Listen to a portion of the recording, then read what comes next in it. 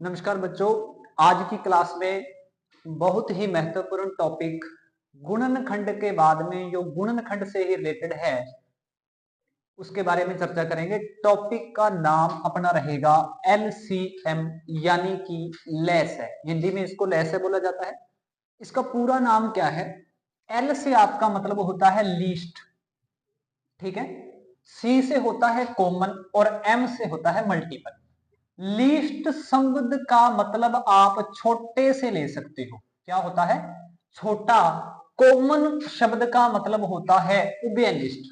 Common शब्द का मतलब क्या होता है? उभयनिष्ठ, यानी कि जो चीज किन्हीं भी दो के अंदर एक जैसी हो, दो के अंदर या तीन के अंदर, ठीक है, या इससे ज्यादा भी जो एक जैसी चीज होती है उसको हम कॉमन बोलते हैं। मल्टीपल का मतलब होता है पहाड़ी। तो आज मैं आपको एलसीएम का एक्चुअल मीनिंग बताऊंगा। बहुत सारे बच्चों के दिमाग में एलसीएम सुनते ही ये वाली तस्वीर दिमाग में बनती है कि भाई साहब ऐसे निकालते हैं। निकालते तो ऐसे हैं, वास्तव में एलसीएम होता क्या है इस पर अपने चर्चा करेंगे। तो जैसा कि मैंने एलसीएम का नाम का मतलब आपको बता दिया है, उसके बाद में अपने चर्चा करते हैं फर्स्ट पॉइंट। फर्स्ट पॉइंट इसके अंदर क्या है कि दो या दो से अधिक संख्याएं होनी चाहिए। पहली गारंटी ये है, देखो, गुणनखंड किसी भी अकेली संख्या का ही निकलता है, लेकिन एलसीएम निकालने के लिए हमें कम से कम कितनी संख्याओं की जरूरत पड़ती है? दो। यानी कि दो संख्याओं के बिना एलसीएम नहीं निकलेगा, दो या दो से ज्यादा हो सकती हैं।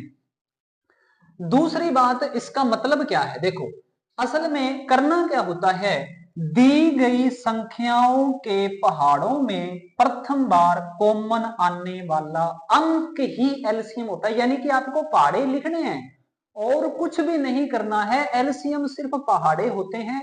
और जिन संख्याओं का आपको एलसीएम निकालना है, आप उन दोनों का पहाड़ा लिखो और फिर देखो कि पहली बार ऐसा कौन सा अंक है जो दोनों में देखने को मिला, वही एलसीएम होता है और एलसीएम कुछ भी नहीं होता। तो एग्जाम्पल के तौर पर जैसे मैं आपको बताता हूं, जैसे मैंने एग्जाम्पल लिखा 4 व 9 का एलसीएम ज्ञात करें।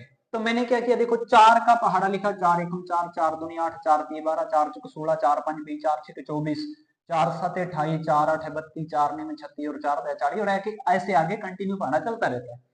उसके बाद में 9 का लिखा, 9 दूनी 18, 9 तीन 27, 9 चौके 36, 9 पंजे 45। और मैंने इन दोनों में गौर से देखा कि इन दोनों में जो पहली बार मेरे को एक जैसा अंक देखने को मिला वो है 36। तो भाई इन दोनों का एलसीएम भी कितना है? 36 है। ठीक है। तो फिर ये क्या होता है भाई, ये इस तरीके से जो निकालते हैं, आखिर एलसीएम ये है तो फिर ये क्या है? देखिए भाई, असल में ये मैंने गुणनखंड के अंदर भी वीडियो वाले उसमें एक्सप्लेन कर रखा है। ये एलसीएम नहीं है, ये गुणनखंड नहीं है। ये एलसीएम और गुणनखंड निकालने का एक तरीका है, एक विधि है, जिसे हम अभाज्य गुणनखंड विधि कहते हैं। और इसका प्रयोग एलसीएम में भी होता है। अच्छा, क्यों होता है? देखो भाई, जब संख्याएं बड़ी हो तो हम पहाड़े नहीं लिख सकते। देखो, हर चीज की अपनी एक कमजोरी होती है। तो एलसीएम की एक कमजोरी ये थी कि हम ज्यादा से ज्यादा जो टेबल्स हैं, मल्टीपल हैं, पहाड़े हैं, वो कहां तक याद कर लेंगे? ज्यादा से ज्यादा 25, 30, 40, 45 हद है। इससे ज्यादा सारी दुनिया जान के हम टेबल्स जो है वो याद नहीं कर सकते। तो जब संख्याएं बड़ी हों तो भाई साहब ये तरीका तो हमारा फेल हो गया। मान लो अपने को कोई 175 और 150 का एलसीएम निकालने को दे दे, तो ना तो 150 का पढ़ा आपको आता है, ना 75 का पढ़ा आपके सर को आता है, तो सारी कहानी गोल होगी। तो हम क्या करेंगे, हम एक तरीका निकालेंगे। जैसे देखो, मैंने थोड़ी सी बड़ी संख्या ली, 32 व 36, है ना। तो मान लो 32 व 36 का हमें पहाड़ा नहीं आता है, तो हम उसका एलसीएम इस कठघरा विधि से निकालेंगे। मैं इसको कठघरा विधि कहता हूं, वैसे इसका नाम अभाज्य गुणनखंड विधि है। आपको क्या करना है, इन दोनों आरोपियों को, ये जो 32 और 36 है, इनको यहां खड़ा कर देना है, जैसा अदालत के अंदर खड़ा किया जाता है ना।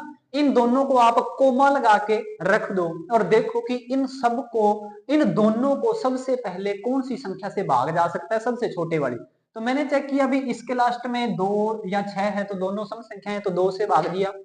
32 का उत्तर 16 आएगा, 36 का 18 आएगा। फिर 2 से जा सकता है, 16 का 8, 18 का 9 उत्तर आया। फिर 2 से भाग लगाया तो 8 का उत्तर तो 4 आ गया, लेकिन 9 को 2 से भाग नहीं जाता, तो मैंने 9 का 9 लिख दिया। इसी तरीके से कंटिन्यू करेंगे। 4 को फिर 2 से जा सकता है, ठीक है। 9 को नहीं जाएगा तो 9 एज इट इज। और 4 का उत्तर 2 आ जाएगा। फिर 2 को 2 से भाग 1। देखो ध्यान रखना, जब तक एक संख्या से भाग होना खत्म ना हो जाए तब तक आगे नहीं बढ़ना है। जैसे देखो 2 से भाग होना खत्म नहीं हुआ, एक को लग रहा है एक को नहीं लग रहा, कोई बात नहीं, जिसको लग रहा है उसको कंटिन्यू लगाते जाओ। उसके बाद में मैंने देखा भी 2 का कहानी खत्म हो गई, बच गया 9। अब 9 को भाग 3 से जाएगा, तो मैंने दोनों को 3 से भाग लगा के और दोनों के लास्ट में एक एक लिख दिया। अब इस तरफ जितनी भी संख्याएं, जितने भी पहाड़ों से हमने भाग लगाया है, या इन आरोपियों पर जितनी भी धाराएं लगी हैं, उनको साइड में लिख लो। ठीक है, साइड में लिख लिया मैंने। 2 कितनी बार आया है? 1 2 3 4 5 बार आया है, और 3 2 बार आया। इन सब का मल्टीप्लाई कर दो, 288। यही एलसीएम का उत्तर है। लेकिन आपके दिमाग में पिक्चर एलसीएम की ये नहीं बननी चाहिए। इस उत्तर को देख के भी आपके दिमाग में यही तस्वीर बननी चाहिए कि हमने 32 व 36 का पहाड़ा लिखा, जहां तक भी लिखना था लिखते गए, और उन दोनों में पहली बार कॉमन जो अंक देखने को मिला वो 288 था। ये एलसीएम होता है, ना कि ये एलसीएम होता है। Thank you. आज की वीडियो में इतना ही।